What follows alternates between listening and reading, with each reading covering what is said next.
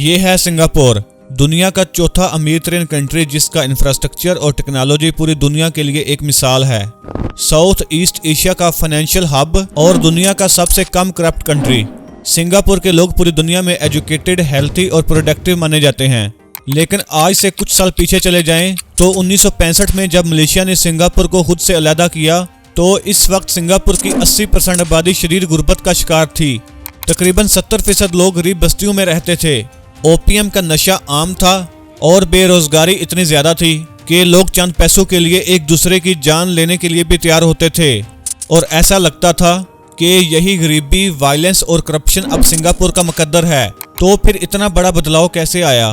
कैसे ये छोटा सा आइसलैंड इतना अमीर और दुनिया का सेफेस्ट कंट्री बन गया? इनसाइट्स टीवी की एक और वीडियो में खुशामदीद। सिंगापुर की ट्रांसफॉर्मेशन के पीछे एक आदमी का हाथ था जिसने पूरी कंट्री की तकदीर बदल के रख दी। 19वीं सदी में एक बहुत ही ताकतवर कंपनी थी जिसकी अपनी फौज थी और पूरी दुनिया की 20% आबादी इसकी जमीन पर रहती थी। इस कंपनी का नाम था ब्रिटिश ईस्ट इंडिया कंपनी। ये कंपनी पूरी दुनिया में समुंदर के जरिए ट्रेड करती थी और यहीं से वो अपना सारा प्रॉफिट कमाती थी। यही वो ईस्ट इंडिया कंपनी है जिसने पूरे इंडिया को कम कर दिया था। खैर, इस जमाने में इस कंपनी का सबसे प्रॉफिटेबल माल था चाइनीज टी। ये टी खरीदने के लिए कंपनी को बहुत सारा ओपीएम बेचना पड़ता था। वो ओपीएम जो ये नॉर्थ इंडिया में उगाती थी। इस कंपनी का सारा ट्रेड इस छोटी सी जगह से गुजरता था जिसे स्टेट ऑफ मलाइका कहा जाता है। कुछ ही सालों में ये कॉरिडोर इस कंपनी का सबसे प्रॉफिटेबल रूट बन गया जिससे इसका 50% रेवेन्यू आना शुरू हो गया। लेकिन इस रूट को सेफ बनाने के लिए यहाँ इस कंपनी का अपना सी पोर्ट होना बहुत जरूरी था। ईस्ट इंडिया कंपनी का यही मकसद पूरा करने के लिए सर थॉमस रैफेल ने इस छोटे से आइसलैंड पर पोर्ट बनाया जिसे आगे चलकर दुनिया सिंगापुर के नाम से जानने वाली थी। एक और जबरदस्त चीज ये की गई कि इस पोर्ट को फ्री पोर्ट बनाया गया। मतलब यहाँ पर किसी किस्म का कोई टैक्स नहीं था। अपनी जबरदस्त लोकेशन और टैक्स फ्री पॉलिसी की वजह से ये बंदरगाह बहुत जल्द दुनिया के ट्रेडर्स की नजर में आ गई। अब हर वक्त यहाँ पर हजारों शिप्स आना शुरू हो गए और चाइना से लेकर इंडिया और यूरोप तक तमाम समुद्री जहाज इस पोर्ट से होकर गुजरने लगे। 1867 में ये आइसलैंड ब्रिटिश कॉलोनी का हिस्सा बन चुका था। दुनिया में इस छोटे से आइसलैंड की इम्पोर्टेंस बढ़ती गई, मगर दूसरी ही तरफ हुकूमती कंट्रोल ना होने की वजह से सिंगापुर ओपीएम, प्रोस्टिट्यूशन और जुए का अड्डा भी बन गया। इसी दौरान 1941 में वर्ल्ड वार 2 के दौरान जापान ने सिंगापुर पर हमला कर दिया और 1945 तक साउथ ईस्ट इंडिया का ये ज्यूल एक तबाहशुदा खंडर बन गया। ब्रिटेन ने इस सारे अरसे में सिंगापुर की कोई खास मदद भी नहीं की और लोकल्स में इस सब के नतीजे में ब्रिटेन के खिलाफ शदीद नफरत पैदा हो गई।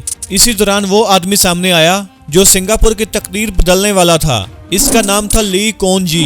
ली पेशे के लिहाज से एक लॉयर था जिसने 1955 में पीपल्स एक्शन पार्टी के नाम से एक पॉलिटिकल पार्टी बनाई और उसी साल होने वाले इलेक्शन में चंद सीट्स भी हासिल कर ली। लेकिन बहुत जल्द ही वो लोगों में काफी फेमस हो गया और फिर 1950 में वो मलाया का प्राइम मिनिस्टर बन गया। इस वक्त मलेशिया और सिंगापुर एक ही कंट्री होते थे जिसे मलाया कहा जाता था। ली के प्राइम मिनिस्टर बनने के 3 ही साल बाद मलेशिया सिंगापुर से अलहदा हो गया। इस सेपरेशन की वजह वही रिलीजियस क्राउन और एथनिक्स जिसकी वजह से सब कॉन्टिनेंट 1947 में डिवाइड हुआ था। इस बंटवारे के बाद ली की मुश्किलात बहुत बढ़ गईं। इसके सामने एक ऐसी कौम थी जिसकी कोई पहचान नहीं थी, जो गरीबी में डूबे हुए थे, जिनके पास करने का कोई काम नहीं था, तालीम नहीं थी और रहने को घर नहीं थे। ली अपनी कौम को इस दलदल से निकालने के लिए किसी भी हद तक जाने को तैयार था, चाहे इसके लिए इसको कितनी भी सख्ती करनी पड़े। सबसे पहले ली की गवर्नमेंट ने सोशल अनरेस्ट को खत्म करने के लिए फ्री स्पीच को बैन किया। प्रोटेस्ट करने, वायलेंस करने और ड्रग्स यूज करने वालों को खौफनाक सजाएं दी गईं। जो भी गवर्नमेंट के खिलाफ बोलता इस पर केस कर दिया जाता, हत्ता के च्युइंगम फेंकने वालों को भी सजा दी जाती। सुनने में तो ये काफी सख्त लग रहा था, मगर हैरानकुन तौर पर इसके जबरदस्त रिजल्ट आना शुरू हो गए। पॉलिटिकल और एथनिक टेंशंस कम होना शुरू हो गईं। ली का भी यही ख्याल था कि जब तक लोगों को खुशहाली मिलेगी इन्हें किसी चीज की परवाह नहीं होगी। लेकिन ये तो सिर्फ अभी एक शुरुआत थी। सिंगापुर का उस वक्त का सबसे बड़ा मसला इकोनॉमिक मसला था। हाउसिंग यानी रहने के लिए घरों का ना होना।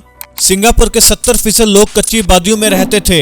ली ने एक कंट्रोवर्शियल लॉ पास किया जिसके मुताबिक गवर्नमेंट किसी भी जमीन को सस्ते दाम में खरीद सकती थी।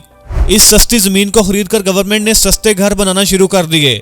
लोग इन सस्ते घरों को खरीद सकें इसके लिए एक रूल पास किया गया।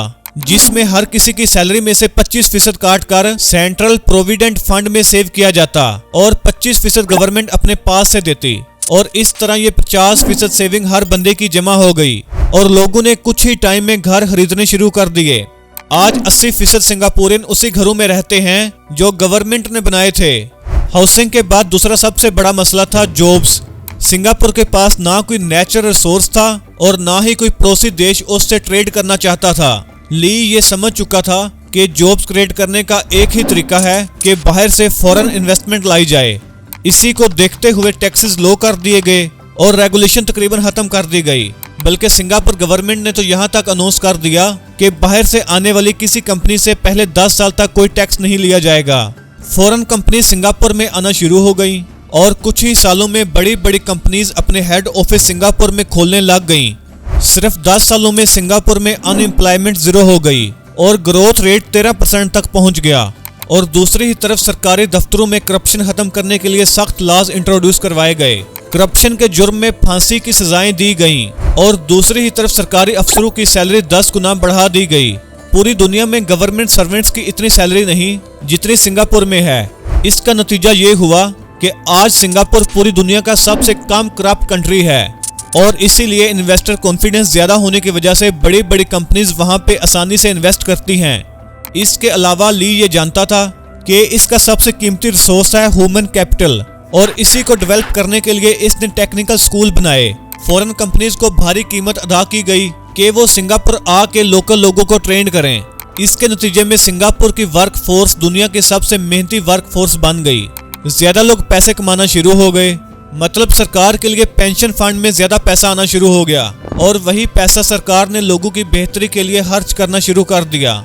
State of the art hospital बनना शुरू हो गए। स्कूल्स, बिल्डिंग्स और रोड्स पर गवर्नमेंट ने पैसा लगाना शुरू कर दिया। इसी का नतीजा है कि आज सिंगापुर का इंफ्रास्ट्रक्चर पूरी दुनिया में सबसे जबरदस्त है और इसकी एजुकेशन का ये लेवल है कि सिंगापुर के स्टूडेंट्स ग्लोबली होने वाले टेस्ट में सबसे हाईएस्ट स्कोर करते हैं। 1980 के बाद सिंगापुर ने तमाम मार्केट्स में अपनी जगह बनाना स्टार्ट कर दी, जैसे कि petrochemicals, pharmaceuticals, advance computer components, buildings, ships, chemical manufacturing और इसके अलावा भी बेशुमार इंडस्ट्रीज। और आज की डेट में सिंगापुर दुनिया का तीसरा बड़ा पेट्रोलियम ट्रेडिंग कंट्री बन चुका है। सिंगापुर अब दुनिया के अमीर तरीन कंट्रीज में शुमार होता है। दुनिया का दूसरा सबसे बड़ा सी पोर्ट सिंगापुर के पास है और यही नहीं बल्कि it is the second easiest nation to do business with. यहाँ के लोगों को world class health care, housing और एजुकेशन फैसिलिटीज मिलती हैं। सिंगापुर की तरक्की असल में एक लीडर की अपनी कौम से शदीद मोहब्बत, लॉयल्टी का नतीजा है। ली की पॉलिसीज शायद दुनिया की नजर में परफेक्ट ना हो, लेकिन वो सिंगापुर के लिए परफेक्ट जरूर थी। दूसरी तरफ ये हमारा हिता है जो नेचुरल रिसोर्स से मालामाल होने के बावजूद आज स्टैंडर्ड ऑफ लिविंग में सिंगापुर से कई साल पीछे है और न जाने आने वाले कितने साल भी ये ऐसे ही रहेगा। दुआ है कि यहाँ के लोगों को भी ली जैसे सिंसियर और ऑनेस्ट लीडर मिल जाएं। अगर आपको हमारी ये वीडियो अच्छी लगी है तो इस वीडियो को ज्यादा से ज्यादा लाइक और शेयर करें और हमारे चैनल को सब्सक्राइब करें। मिलते हैं अगली वीडियो में। अल्लाह हाफिज।